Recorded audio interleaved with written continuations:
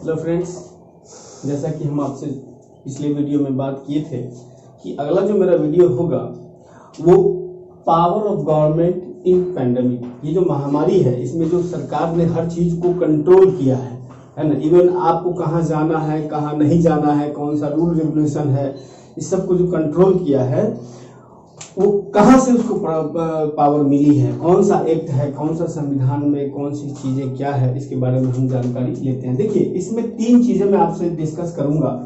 Mainly है एक जिसका नाम है epidemic act.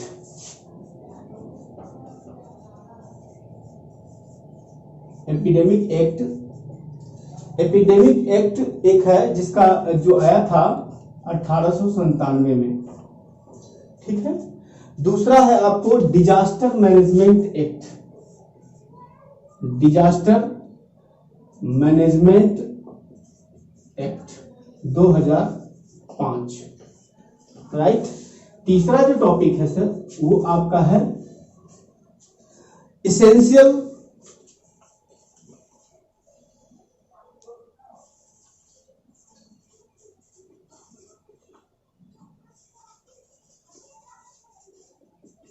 Commodity act, essential commodity act 1955।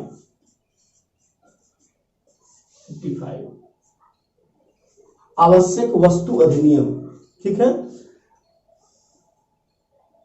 Disaster management act है ना, आपदा प्रबंधन अधिनियम 2005, और एक है एपिडेमिक एक्ट है ना, महामारी अधिनियम जो 1897। यूपी के एग्जाम में, यूपी पीएससी का एग्जाम अगर कोई दिया होगा उसको पता चल जाएगा कि सीधा सीधा क्वेश्चन पूछा था यूपी पीएससी ने पीटी में कि महामारियों में सरकारों को शक्तियां कहां से प्रदान होती है ना। उसमें सीधा ये 2 और भी ऑप्शन थे, जिसमें ये 2 ऑप्शन ही था, इसमें इसको आपको जवाब लिखना था। एक था एपिडेमिक एक्ट 1897 और एक है डिजास्टर मैनेजमेंट एक्ट 2005, है ना। ये दोनों ऑप्शन सही था, बाकी सारा गलत था। बहुत सारे लोग कंफ्यूज हो गए कि भाई शक्ति कहां से उसको मिलती है, ठीक है। तो हम बारी बारी से चर्चा करते हैं। पहले चर्चा करते हैं एपिडेमिक एक्ट का, ठीक है। देखिए, एपिडेमिक एक्ट आया कब था ये तो आपको पता हो गया। सबसे पहला तो क्वेश्चन यही है ना। इसके बाद ये ब्रिटिश सरकार के समय में कब आया था? ब्रिटिश सरकार के समय में जब बिबोनिक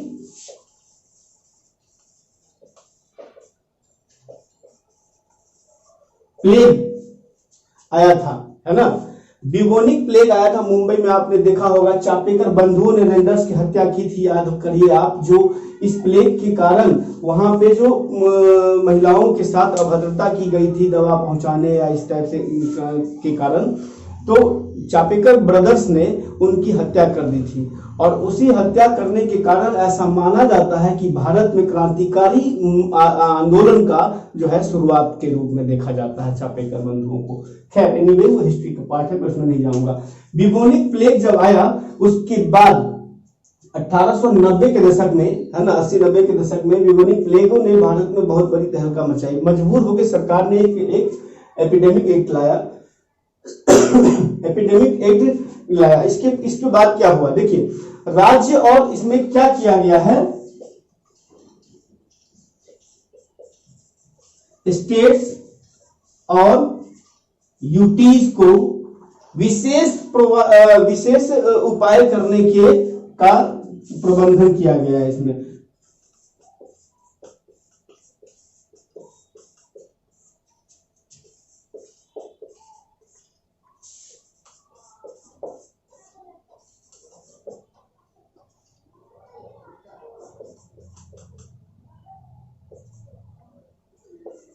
सलाह, ठीक है। केंद्र जो है वो स्टेट यानी कि राज्य और केंद्र शासित प्रदेश यानी कि यूनियन टेरिटरी को इस महामारी से निपटने के लिए विशेष उपाय यानी विशेष प्रबंधन करने का व्यवस्था की बात करता है, ठीक है। अब देखिए इसमें क्या क्या कर सकती है सरकार, आप इस बात को याद रखिए। वो कर क्या सकती है, अस्थायी नियमों को सार्वजनिक या किसी भी व्यक्ति पर लागू कर सकता है, यानी टेम्पोररी प्रोविजन जो है ना, जिसको अस्थायी बोलते हैं,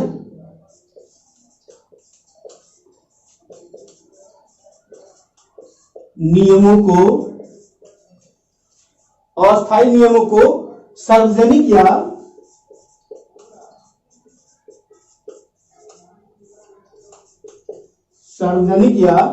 या व्यक्ति या संस्था पर लागू। कोई भी जो गाइडलाइन जो अस्थायी होगा, किसी विशेष परिस्थिति में नियम कानून बनाए जाते हैं, उन नियम कानून को, है ना, सार्वजनिक यानी पब्लिक प्लेस यानी, ठीक है, या फिर किसी व्यक्ति या फिर किसी संस्था पर लागू किया जा सकता है। उसके लिए कोई व्यक्ति मना नहीं कर सकता, कोई सार्वजनिक प्लेस को कोई वायलेट नहीं कर सकता और कोई संस्था इसके लिए नकार नहीं सकती। मैं आपको एग्जांपल देता हूं। आपने दिल्ली में एक केस देखा होगा, कुछ लोग जो है थूक रहे थे यत्र तत्र पैंडेमिक में, जो कि हमको पता है आपको कि हर एक चीज से आपका वायरस जो है फैल रहा है। अगर आपको कोविड-19 है तो उस कंडीशन में क्या होगा कि आप अगर थूकेंगे या फिर आप इस प्रकार की गंदगी फैलाएंगे तो फिर वो फैला होगा ना हर जगह। तो सरकार इस व्यवस्था को पूरी तरह से नियंत्रित कर सकती है। आपको क्या करना है, कहाँ क्या करना है, सारी चीजों को पूरा वो कर सकता है। रेलवे सरकार, रेलवे या जितने भी ट्रेवल के साधन है आपको, है ना, उस सभी को नियंत्रित कर सकता है ना। उपाय आपको अस्पताल का अस्थायी जो जैसे कम्युनिटी हॉल वगैरह बनाया रहता है उसका, है ना, इन सभी चीजों पे पूरी तरह से नियंत्रित यानी कि उसको सर्विलांस कर सकती है गवर्नमेंट। चाहे तो किसी भी स्थान में निरीक्षण कर सकती है, रेलवे में वो जाके निरीक्षण कर सकती है कि कोई कोविड का पेशेंट तो नहीं है ना। उसके कारण, चूंकि एक व्यक्ति के कारण आप हजारों आदमी के जीवन को खतरे में नहीं डाल सकते ना। कुछ लोग यहाँ पे ये कह रहे थे कि गवर्नमेंट धांधली कर रही है या इस टाइप से, जिसका जो परसेप्शन है इसको आप न मना कर सकते हैं, न हम मना कर सकते हैं। डेमोक्रेसी है, जिसको जो कहना है कहे, बट हमारा जो एक्ट है वो सारा का सारा प्रोविजन यहाँ क्लियर करता है। ठीक है, राज्य सरकार क्या करती है, जो राज्य है, राज्य सरकार, है ना, राज्य सरकार क्या कर सकती है, रेलवे या फिर जितने भी यात्रा के जो संसाधन है ना, उसको पूरी तरह से निरीक्षण कर सकती है, उसको सर्विलांस कर सकती है ना। व्यक्तियों के समूह में न रहने का रूल ऑर्डर पास कर सकती है। ठीक है, उसी प्रकार से अस्पताल को सर्विलांस कर सकती है। अस्थायी आराम या अन्य व्यवस्था, जो अस्थायी आराम का मतलब जो आपने नहीं देखा होगा कि जैसे अब दिल्ली में है तो दिल्ली सरकार बनाई हुई है कि भाई कोई बाहर से आता है, उसको अगर रहने का साधन नहीं तो यहाँ पे रुक सकता है। सामुदायिक भवन हुआ, इन सभी चीजों में, है ना, अधिकार या फिर जो भी चीजें हैं अधिकारी का ही क्यों ना हो, जैसे कि हॉस्पिटल हुआ, उस सब को जो है संदिग्ध परिस्थितियों में अगर उनको लगेगा कि नहीं ये ऐसी परिस्थिति यहाँ पे क्रिएट हो सकता है। तबलीगी जमात का आप एग्जाम्पल ले लीजिए, सरकार को लगा कि नहीं ये जो तबलीगी जमात के लोग हैं ये समस्या पैदा कर सकते हैं, रात में 12 बजे हमारे एनएसए को आना पड़ा। सरकार, आखिर ये समस्या मुझे ये समझ में नहीं आई कि भाई जब परेशानी आप देख रहे हैं पूरे विश्व में चल रहा है, भारत सरकार गाइडलाइन इशू कर रही है, दिल्ली सरकार ने कहा 50 आदमी ज्यादा एक जगह पर नहीं एकत्रित हो सकते, उसको घटा के फिर 5 आदमी कर दिया, उसके बावजूद भी आप एक जगह टिके हुए हैं, है ना। मजबूर में आके होकर जो है आपके एनएसए, नेशनल सिक्योरिटी एडवाइजर को 12 बजे रात में इंटरवेंट करना पड़ा तबलीगी जमात का जो वहाँ हेड ऑफिस था, है ना। आप जस्ट निजामुद्दीन जो रेलवे स्टेशन है उसके जस्ट बगल में थाना। अजीब इत्तेफाक ये भी है कि थाना के बगल में वो ऑफिस है उसका, तबलीगी जमात का, और इतने लोग हैं वहां पे, फिर भी पता नहीं क्या है, समझ में नहीं आता है कि ऐसी परिस्थिति में भी लोग हर जगह राजनीतिक हथकंडा अपनाते हैं। दूसरा है नियम पालन नहीं करने पर, आप देखिए पेनल्टी क्या है इसका। अगर आप नियम पालन नहीं करते हैं, है ना, तो आपको आईपीसी का, इंडियन पेनल कोड, आईपीसी का सेक्शन 188 के तहत मुकदमा दर्ज होगा, है ना।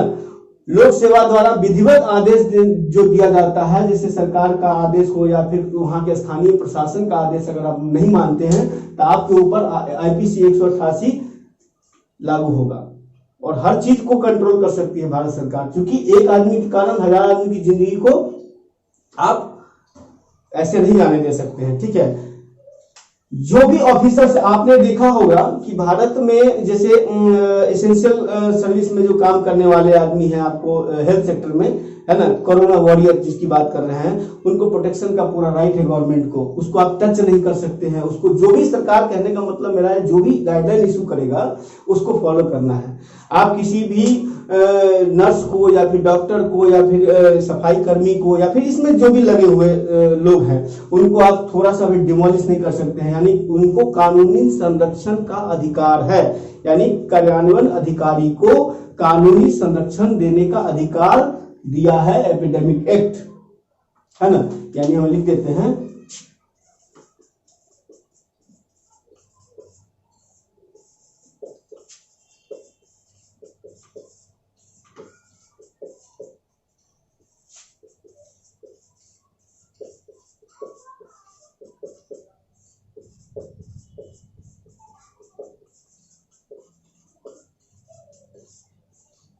कानूनी संरक्षण पाने का अधिकार है।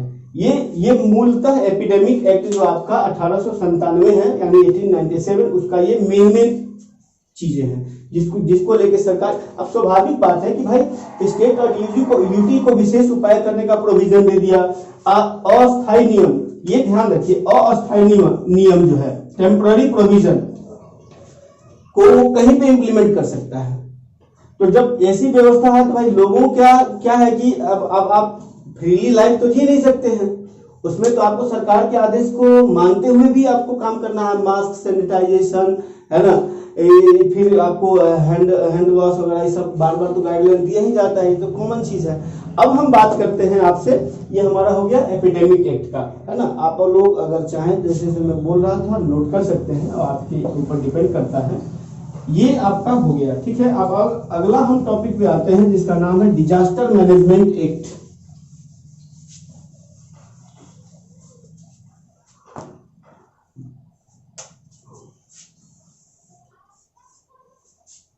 (2005) 2005 ऑलरेडी लिखा ही है, इसको हमें कहने की तो जरूरत नहीं है कि अब कब इसको क्या हुआ है, नहीं हुआ है।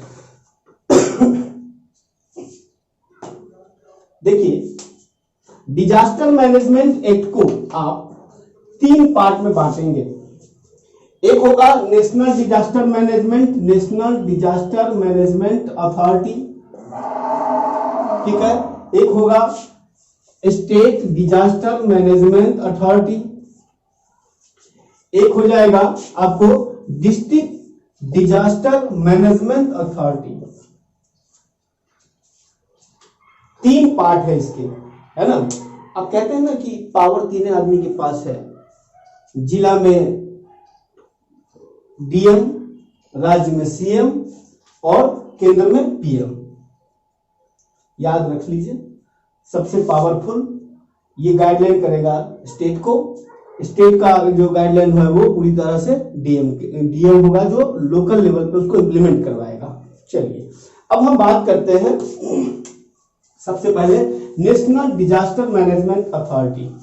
नेशनल डिजास्टर मैनेजमेंट अथॉरिटी का जो एक्स ऑफिशियो है, यानी कि चेयरमैन है, परमानेंट चेयरमैन जो होता है, चेयरमैन पीएम होगा।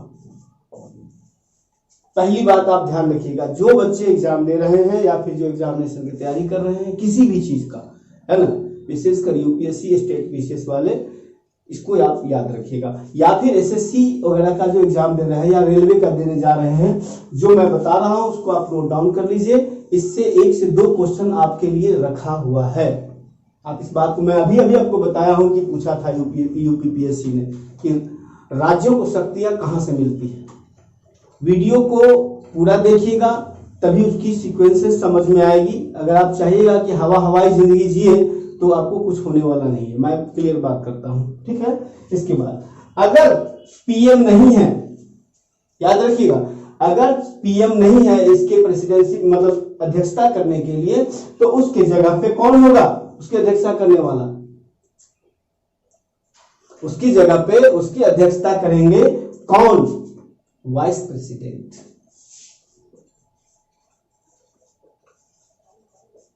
वाइस प्रेसिडेंट, ठीक है। वाइस पूरा लिख देते हैं, वाइस प्रेसिडेंट। अगर पीएम नहीं है, अगर पीएम अब्सेंट है, क्योंकि प्रधानमंत्री हैं, उनका वर्ल्ड टूर भी रहता है, जैसे किसी देश में विजिट करने गए हो या कोई और भी है, तो उस कंडीशन में अगर मीटिंग करनी होगी तो वहां पे वाइस प्रेसिडेंट की अध्यक्षता में मीटिंग होगी। आप याद रखिएगा। जो मेंबर हैं, मेंबर्स कितने होंगे? हार्डली मेंबर्स होंगे आपको 9। इस 9 मेंबर को कौन इलेक्ट करेगा? चेयरमैन, है ना, जो चेयरमैन है वो इलेक्ट करेंगे। अब एक बार ध्यान रखिएगा कि जो इसका जो ऑफिस एम्प्लॉय वगैरह है, सबको सेंट्रल गवर्नमेंट प्रोवाइड कराती है। चलिए, इसके पावर्स क्या है, अब हम इस पर बात करते हैं। पावर्स एंड फंक्शन क्या है इसका? पावर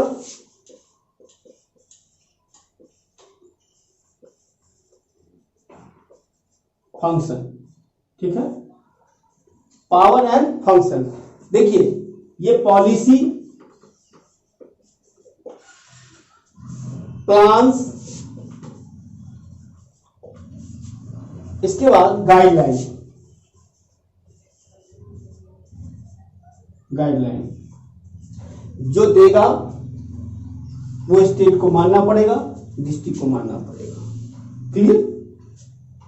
जो पॉलिसी बनाएगा सेंट्रल गवर्नमेंट, जो पॉलिसी बनाएगा, प्लान्स बनाएगा, और जो गाइडलाइंस इशू करेगा उसको मानना अनिवार्य है जनता के लिए।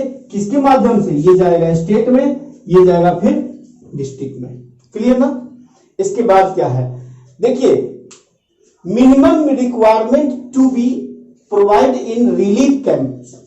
जो रिलीफ कैंप बनाया जाएगा, है ना, अब देखिए, रिलीफ कैंप जो बनाया जाएगा, उस रिलीफ कैंप में एक आदमी को जिंदगी जीने के लिए जो मिनिमम रिक्वायरमेंट है, उस मिनिमम रिक्वायरमेंट का फुलफिल एनडीएमए करेगा, नेशनल डिजास्टर मैनेजमेंट अथॉरिटी। आप देखे हुएगा, जैसे उड़ीसा और आंध्र प्रदेश के रीजन में, या बे ऑफ बंगाल, वेस्ट बंगाल का जो सुंदरवन का इलाका है ना, उसमें अक्सर डिजास्टर आते हैं, बाढ़, है ना, या फिर फ्लड जो है उधर आया। इसके बाद फिर आप देखिएगा, जैसे गुजरात में भुज में आया था भूकंप, अर्थक्वेक। उस कंडीशन में डिजास्टर मैनेजमेंट जो है बहुत काम करती है। मिनिमम जैसे खाना पीना हो गया, पानी हो गया, है ना, जो मिनिमम रहने की व्यवस्था हो गई, कैंप वगैरह, इसका काम करना ये डिजास्टर मैनेजमेंट अथॉरिटी का जिम्मेदारी है, रिस्पॉन्सिबिलिटी है, उससे वो अलग नहीं हो सकता। ठीक है? इसके बाद एक चीज ध्यान रखिएगा, विशेष परिस्थिति में, इसका एक चीज मैं और बताता हूं, विशेष परिस्थिति में क्या है, पेमेंट के रूप में रिलीफ देने का भी ये जो रिक्वायरमेंट अगर किसी व्यक्ति को है कि पैसा भी दिया जाना चाहिए उसको सहयोग के लिए, तो उसका ये क्या करेगा, अनुमति प्रदान करेगा कि भैया लोन्स भी दे सकते हो उसको, है ना, बैंक से इस व्यक्ति को लोन देना जरूरी है। अब एनडीएमए ने अगर किसी चीज के लिए कहा है ना, परमिशन दिया है ना, तो फिर वहां पे उसको लोन दिया जाना अनिवार्य है। अब बैंक का बदमाशी करे तो भाई वो अलग चीज है ना, लेकिन इसका ये दे सकती है। किसी व्यक्ति को विशेष परिस्थिति में अगर लगेगा कि उसकी आर्थिक स्थिति इतनी खराब है कि वो अपने आप ऐसे उठ नहीं सकता है, उसको सहयोग की जरूरत है, इकोनॉमिक सहयोग की जरूरत है, तो उस कंडीशन में नेशनल डिजास्टर मैनेजमेंट अथॉरिटी जो है वो कहेगा कि भाई इसको आर्थिक मदद देनी चाहिए लोन के रूप में बैंक से, है ना, या फिर ग्रांट के रूप में ग्रांट दे सरकार उसको, जो भी है 5,000 10,000 जो भी सहयोग देना है सरकार उसको दे, है ना, जो रिकमेंडेशन करेगा वो उसको देना पड़ेगा। देखिए इसका जो रिस्पॉन्सिबिलिटी है, एनडीएमए की जो रिस्पॉन्सिबिलिटी है वो क्या है, रिस्पॉन्सिबिलिटी क्या है, रिस्पॉन्सिबिलिटी है coordination between ministry and department. ये जो भी काम करेगा, है ना, कोऑर्डिनेशन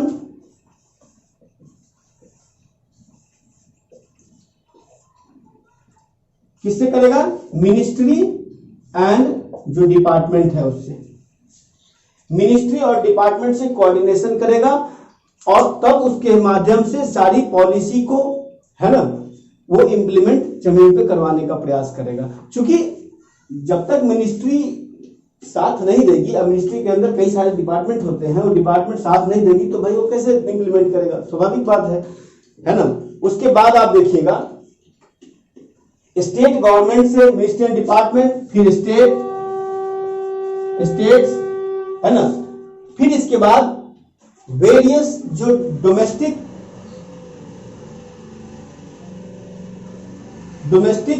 इंस्टीट्यूशन है, उससे जैसे आपको देखिएगा पंचायती राज जो है आपका प्लान है ना, उसमें पंचायत से संपर्क करेगा, या फिर जो अर्बन एरिया में आपका है ना म्युनिसिपल कॉर्पोरेशन, उससे संपर्क करेगा और जमीनी स्तर पे उसको उतारने का प्रयास करेगा। ठीक है, इसके बाद आपका आता है state disaster management authority. Clear, ये हो गया आपका। इसके बाद है स्टेट डिजास्टर मैनेजमेंट अथॉरिटी। इसमें क्या है, मेंबर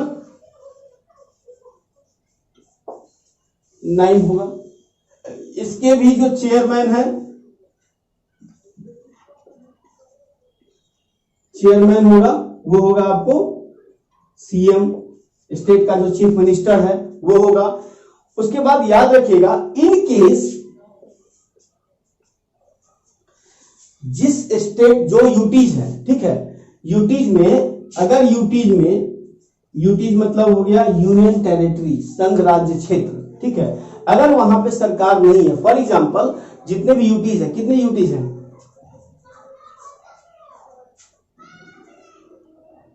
अभी एक यूटीज बना है, दो बन गया है, याद होगा आपको, एक जम्मू कश्मीर और एक लद्दाख, है ना, और एक 2 यूटीज को एक में मिला दिया गया है, ठीक है ना। तो उस चीज को ध्यान रखिएगा। तो जितने भी यूनियन टेरिटरी हैं, जैसे दिल्ली में और पुडुचेरी में, वहां पे सीएम है, राइट, तो वहां के जो गवर्नर है वो लेफ्टिनेंट गवर्नर कहलाते हैं। लेकिन जहां पे अगर सीएम नहीं है, यानी असेंबली नहीं है जिस यूटीज में, यानी यूनियन टेरिटरी में, संघ राज्य क्षेत्र में, वहां के जो प्रशासक है वो एडमिनिस्ट्रेटर कहलाते हैं। ठीक है, तो जो वहां का एडमिनिस्ट्रेशन है उसको, या फिर जिस यूटीज में, है ना, असेंबली नहीं है, यानी सीएम का पोस्ट नहीं है, वहां के जो हेड है वो लेफ्टिनेंट गवर्नर होंगे या फिर एडमिनिस्ट्रेटर होगा। बात क्लियर। जिस राज्य में, जिस संघ राज्य क्षेत्र में, यूटीज में अगर सीएम नहीं है, जैसे आपको हो गया दिल्ली, पुडुचेरी, और अभी जो बना है जम्मू कश्मीर, तो जम्मू कश्मीर में तो ऑलरेडी चुनाव की प्रोविजन है, अभी हुआ नहीं है, हालांकि वो तो होगा तब देखा जाएगा, लेकिन उसमें चुनाव का तो प्रोविजन है। तो दिल्ली, पुडुचेरी और जम्मू कश्मीर में सीएम हेड होंगे, क्लियर। बट जम्मू कश्मीर, दिल्ली और पुडुचेरी को छोड़कर जो क्षेत्र है ना, जैसे दादर नगर हवेली, अंडमान निकोबार, आपको लद्दाख, या फिर लक्षद्वीप, है ना, या फिर आपको क्या बोलते हैं, अमृतसर, चंडीगढ़, है ना, इन सभी में जो है लेफ्टिनेंट गवर्नर या फिर जो एडमिनिस्ट्रेटर है वहां के, वो इनके हेड होंगे। ठीक है, एक चीज ध्यान रखिएगा, इसका पावर क्या है और फंक्शन क्या है, इस पे हम काम करते हैं थोड़ा सा। ठीक है, ये हो गया क्लियर।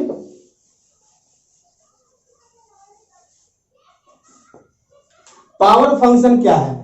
पावर फंक्शन ये है, स्टेट गवर्नमेंट को हल्के में मत लीजिए। पहली बात, ये अप्रूव करती है स्टेट प्लान्स को अप्रूव करेगी। स्टेट गवर्नमेंट की जो अपनी मिनिस्ट्री है, अपना जो संस्था है, वो जो प्लान बनाएगा उसको ये अप्रूव करेगा। याद रखिएगा, जो प्लान बनाएगा वो तो स्टेट के अपने हिसाब से बनाएगा, मोटा मोटी गाइडलाइन तो इसको एनडीएमए से मिलता है, नेशनल डिजास्टर मैनेजमेंट अथॉरिटी से मिलता है। क्लियर। अच्छा, इसके बाद जो है वो जो भी प्लान्स बनाएगा गाइडलाइन कहां से मिलेगा उसको भी बताया हमने, एनडीएमए से, ठीक है। उसी के अकॉर्डिंग वो प्लान बनाएगा और उसको अप्रूव करेगा एसडीएम यानी स्टेट डिजास्टर मैनेजमेंट अथॉरिटी, ठीक है। इसके बाद जो गाइडलाइन दिया जाएगा उस गाइडलाइन को फॉलो करेगा, ये सारा फॉलो करवाना इसका काम है डिपार्टमेंट वाइज, है ना। इसके बाद मेंटेन करेगा, मेंटेनेंस करेगा किसको, अगर इमरजेंसी में इन केस, है ना, सीएम नहीं होंगे यहां पे, तब क्या होगा, तब कौन इसको करेंगे, या फिर इमरजेंसी लगी हो या फिर राष्ट्रपति शासन लगी हो, है ना, तो उस समय में पावर किसके पास होगा, इसके बाद जो पावर होगा वो गवर्नर के पास होगा, सिंपल सी बात है। आज जहां यूटीज है वहां पे लेफ्टिनेंट गवर्नर होंगे, और जो जहां पे असेंबली वाले यूटीज है वहां पे, और जहां असेंबली वाले यूटीज नहीं वहां तो ऑलरेडी एडमिनिस्ट्रेटर है ही है, ठीक है। इसके बाद हम चलते हैं डिजास्टर मैनेजमेंट अथॉरिटी पे। डिजास्टर मैनेजमेंट अथॉरिटी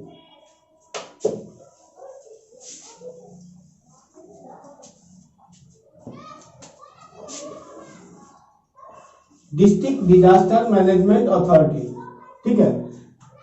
ये जिला का सर्वे सर्वा आदमी है डिस्ट्रिक्ट मजिस्ट्रेट, आपको पता है, इसमें हमको ज्यादा बोलने की जरूरत नहीं है। सेटअप बाय, ये जो अथॉरिटी है सेटअप बाय स्टेट गवर्नमेंट,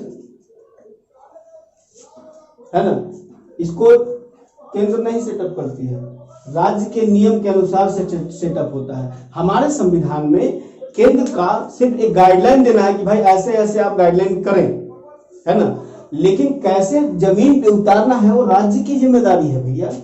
जैसे आपने कहा देखा होगा, प्रशासन जो है, लोकल एडमिनिस्ट्रेशन जो है, वो सारा का सारा स्टेट लिस्ट में आता है, पंचायती राज स्टेट लिस्ट का विषय है, सेंटर डायरेक्ट दखल नहीं दे सकता है उसके आंतरिक मामलों में, है ना।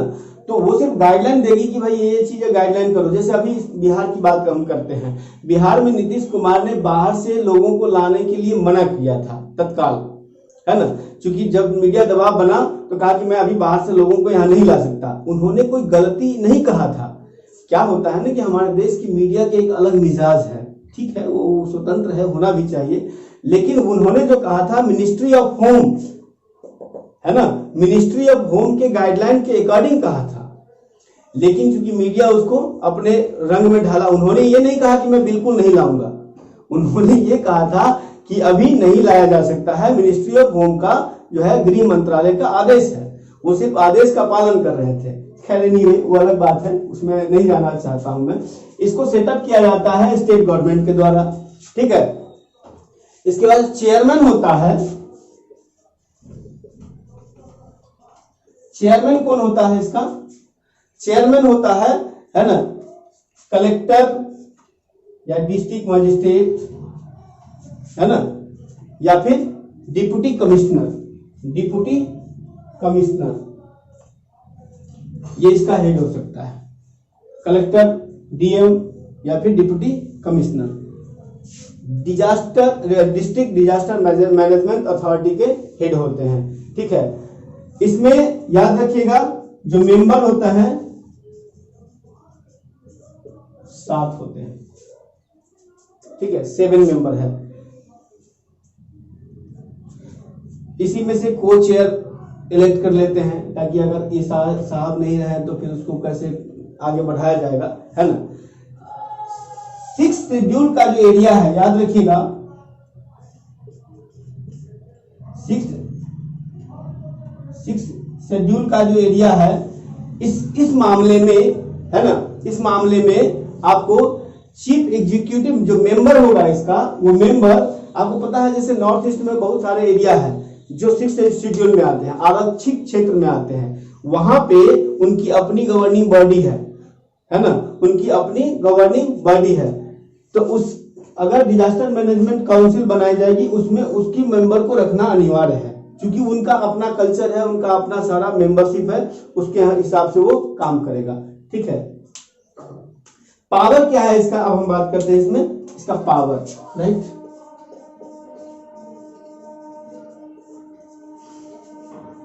आप देखे होइएगा कि जैसे इलेक्शन हो या फिर इस प्रकार की जैसे भी जितने भी डिजास्टर वगैरह हो, गाइडलाइन कहाँ से मिलता है? लोग कहते हैं कि डीएम ने आदेश दिया है। तो डीएम ने आदेश दिया है तो मतलब डीएम किस आधार पर दिया है? इसको स्टेट ने पावर दिया। स्टेट को किसने ऑथराइज किया है पावर को प्रोवाइड कराने के लिए? नेशनल डिजास्टर मैनेजमेंट अथॉरिटी ने किया है। तो ये जो भी करता है इन सभी को आधार बना के करता है, अपना मोनोपोली से नहीं करता है। पहली बात आप समझिए, ठीक है। इसमें डिस्ट्रिक्ट प्लानिंग का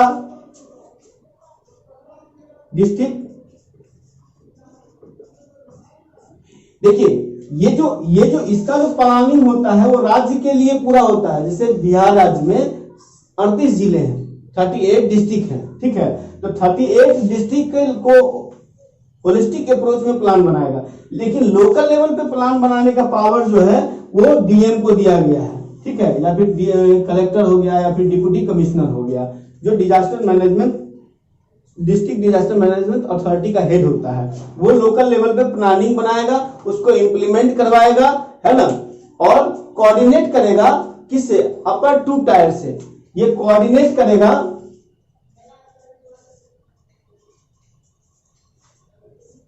किससे? कोऑर्डिनेट करेगा आपको एसडीएमए से एंड किससे? एनडीएमए से। क्लियर? अपर 2 स्टेट यानी कि अपने से ऊपर 2 जो है इनसे कोऑर्डिनेट करेगा और उसके बाद वो चीजों को इंप्लीमेंट करेगा, ठीक है। अब हम बात करते हैं आपसे आवश्यक वस्तु अधिनियम की, ठीक है। एसेंशियल कमोडिटी एक्ट जो हमने चर्चा किया है अभी,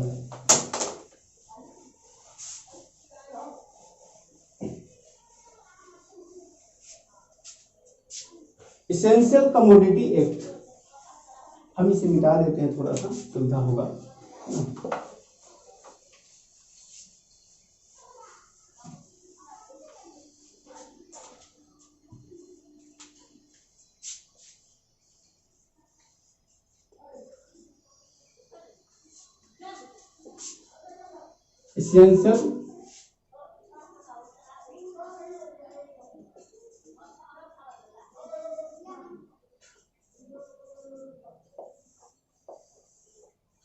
एसेंशियल कमोडिटी एक्ट ऐसी परिस्थिति में राज्य केंद्र सरकार के पास यह पावर है कि वो कुछ वस्तुओं के उत्पादन यानी मैन्युफैक्चरिंग, आपूर्ति यानी कि सप्लाई, वितरण यानी डिस्ट्रीब्यूशन, व्यापार यानी ट्रेड और वाणिज्य ट्रेड एंड कॉमर्स को नियंत्रित कर सकती है। जैसे मैं आपको एग्जांपल देता हूं, जब भारत में पीपी किट नहीं बन रही थी, आपको पता होगा, है ना, तो हम चाइना से ला रहे थे।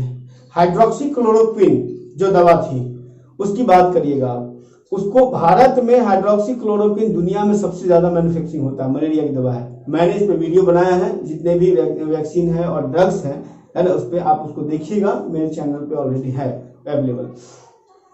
तो उन सारी चीजों को भारत सरकार ने कहा कि एक्सपोर्ट को जो है हम बैन कर रहे हैं। मतलब भैया आपके अंदर आप 135 करोड़ पॉपुलेशन है, पहले उसको देखिएगा ना, दुनिया का ठेका तो आपने लिया नहीं है। इसको लेकर फॉरेन मीडिया यानी कि अमेरिका के जो मीडिया है और ट्रंप साहब से पूछा गया कि भाई अगर हाइड्रोक्सी क्लोरोक्विन भारत नहीं देती है तो क्या करेंगे आप? तो वो मजाकिया लहजे में कहा कि भारत को फिर दबाव में आना पड़ेगा, इस टाइप से कुछ स्टेटमेंट दिया था। बस मीडिया एक अलग नैरेटिव जो है चलाना शुरू कर दिया कि भारत जो है अमेरिका के दबाव में आ रहा है। होता अलग चीज है, देखिए डिप्लोमेसी एक अलग चीज है। हम हर जगह राजनीति को घुसेड़ेंगे तो फिर परिणाम क्या होगा, आप इस बात को समझिए। तो वो कंडीशन है यहाँ। देखिए इसमें 3 चीजें हैं जो ध्यान रखिएगा आप। पहली बात, जो खाद्य पदार्थों का विनियमन है,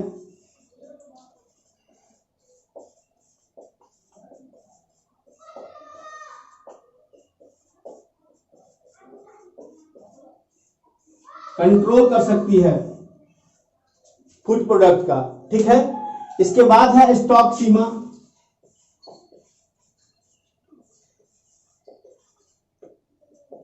लिमिट को कंट्रोल कर सकती है, ठीक है। इसके बाद है पीडीएस,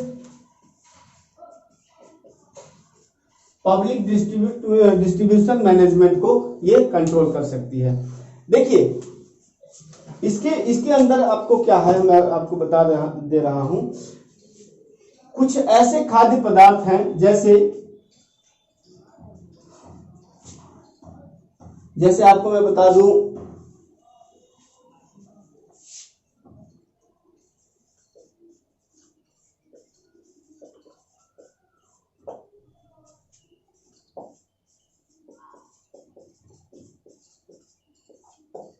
खाद्य पदार्थ हुआ, पेट्रोलियम हुआ, है ना, उर्वरक हुआ, ठीक है, पेट्रोलियम उत्पाद, इन सबको ये कंट्रोल। खाद्य पदार्थ में तो आप जानते हैं चावल, गेहूं, है ना, दाल, पल्स जिसको बोलते हैं, जितने भी चीज आ जाएंगे सब उसमें है ना। पेट्रोलियम उत्पाद में वो सारी चीजें आप जानते ही हैं, पेट्रोल, डीजल, है ना, जो भी COL वगैरह जो भी आता है। फर्टिलाइजर में जो खाद होता है खेत में डाली जाती है उसकी बात कर रहे हैं, उर्वरक है, उस सबको कंट्रोल करती है, ठीक है। इसके बाद जो आवश्यक वस्तु है ना, अगर सरकार को लगता है कि आवश्यक वस्तु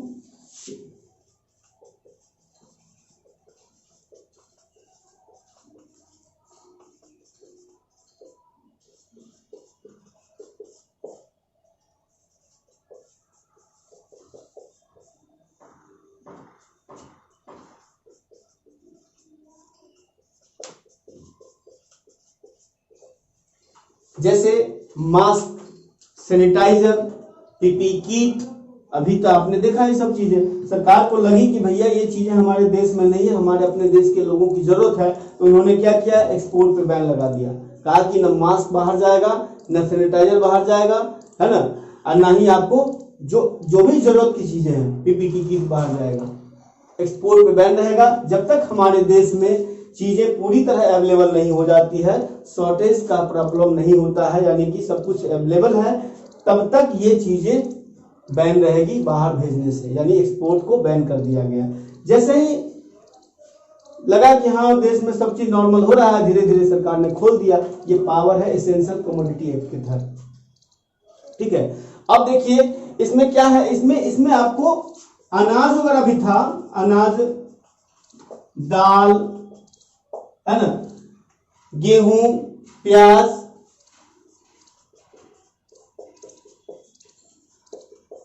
ETC जो भी चीजें हैं ये भी था, लेकिन सरकार ने अमेंडमेंट किया है अभी इसको आप देखे होइएगा, अभी जो पार्लियामेंट का सेशन चला है हाल ही फिलहाल में 1 महीना पहले, उसमें इसको हटा दिया गया है।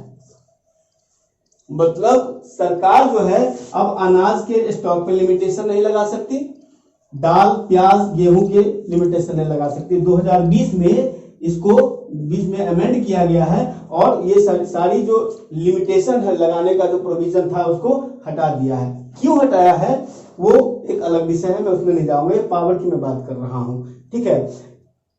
केवल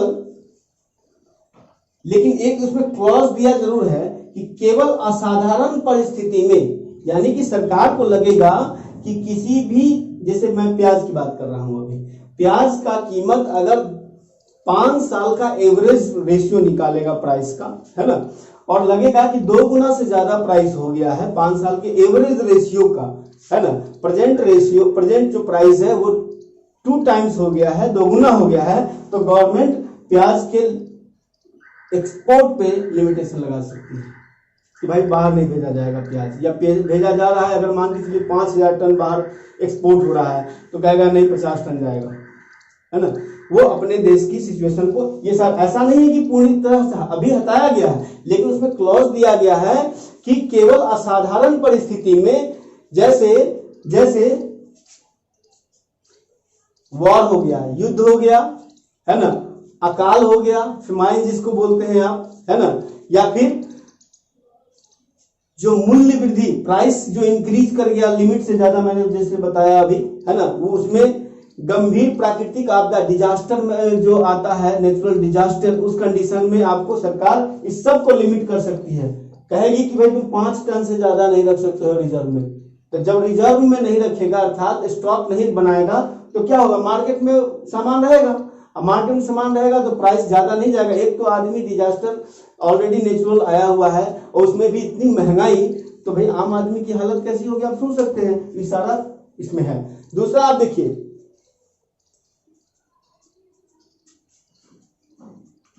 अभी तो मैंने आपको सारा चीज बता ही दिया इसमें साथ साथ। दरअसल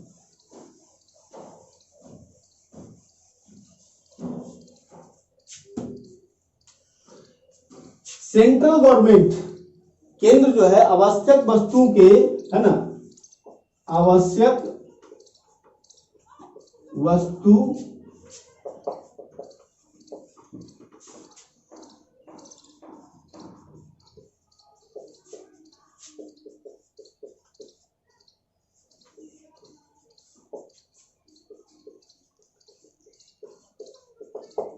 जैसे मैंने अभी बताया प्याज का प्राइस बढ़ रहा है तो लिमिटेशन है ना, कहेगा भाई तुम बाहर नहीं भेजोगे तो मार्केट में रहेगा, अपने देश में रहेगा तो प्राइस ज्यादा नहीं बढ़ेगा। लेकिन उसमें क्लॉज दिया है। क्लॉज क्या है, ये स्टॉक सीमा मूल्य वृद्धि पर आधारित होगा। मूल्य वृद्धि कैसे कि आप देखिए इसमें ए ऑप्शन क्या है, बट किंतु क्या है, बागवानी उपज के खुदरा मूल्य में 100% वृद्धि, है ना। जैसे जो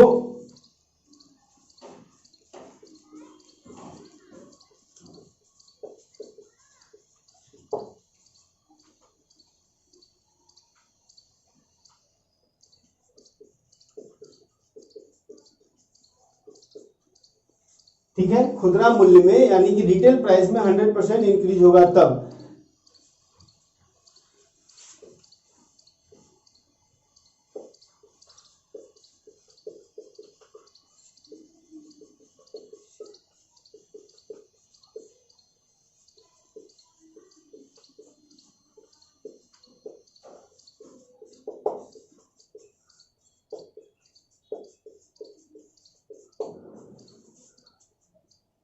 ठीक है, जो बागवानी एग्रीकल्चर है ना, उससे रिलेटेड अगर प्राइस बढ़ता है 100% तो फिर सरकार स्टॉक लिमिट लगा सकती है। ठीक है, कि कोई भी व्यापारी इतना स्टॉक लिमिट, कोई भी व्यापारी इतना ही माल को स्टॉक रख सकता है, इससे ज्यादा नहीं रख सकता। उसी प्रकार से गैर खराब, जो खराब होने वाली वस्तुएं नहीं है ना, उसमें जो है लिमिट लगाएगी। कब, जब उसके मूल्य में, उसके प्राइस में 50% का वृद्धि होगा।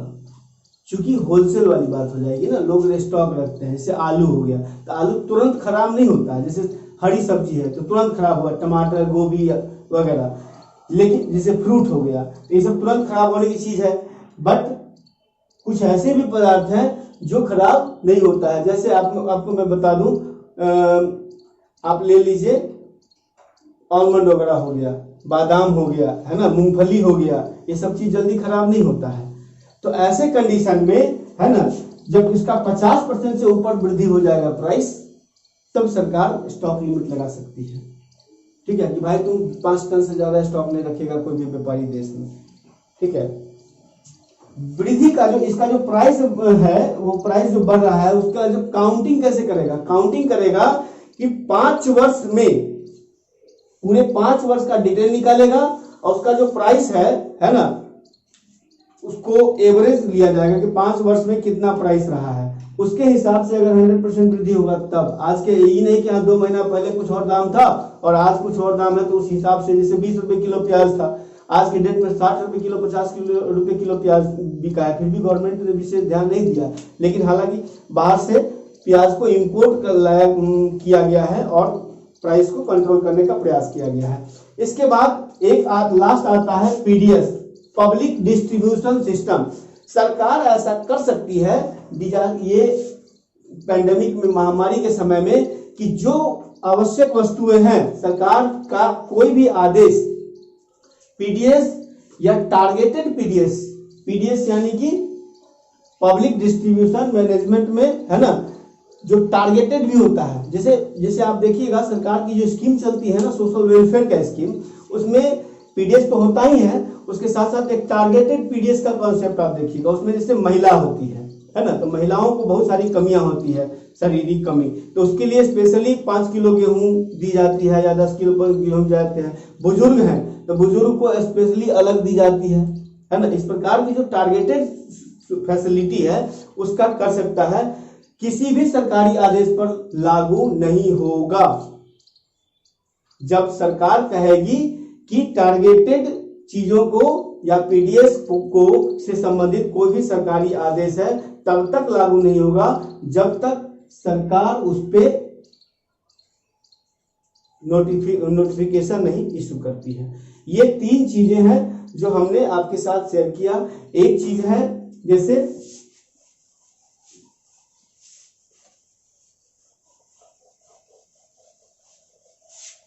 मैं ज्यादा डिटेल में नहीं गया हूं, हम मेन चीजों को हमने आपके साथ शेयर किया है। जैसे मैंने अभी आपके साथ शेयर किया था क्या,